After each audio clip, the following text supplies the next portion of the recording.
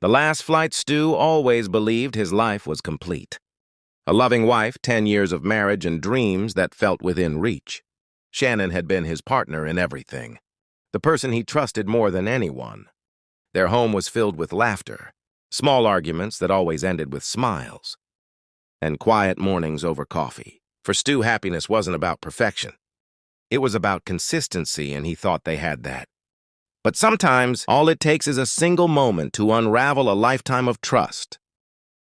It happened at the airport. Stu had finished a long business trip and was waiting for his flight home when he saw her, Shannon, his wife, standing near the boarding gate.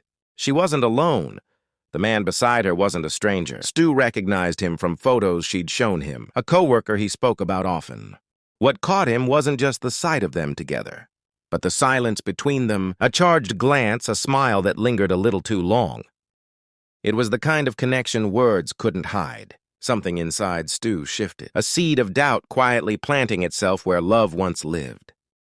During the flight, Shannon requested a seat change, claiming she needed space to read. Moments later, she passed through the aisle, brushing her hand lightly against the man's shoulder. He responded by resting his hand on the small of her back, casual yet intimate, enough to confirm every fear that had begun to bloom. Inside Stu's chest, he said nothing. He only watched, memorizing every gesture.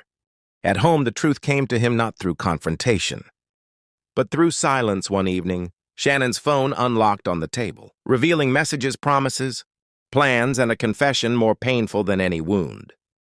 She wasn't having a fling. She was preparing to leave him. She planned to escape with her lover, carrying another man's child, before returning to Stu with a story rehearsed in lies.